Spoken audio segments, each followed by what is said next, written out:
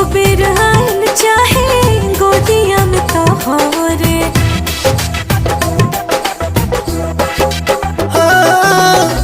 जरत योगिनिया के आजुए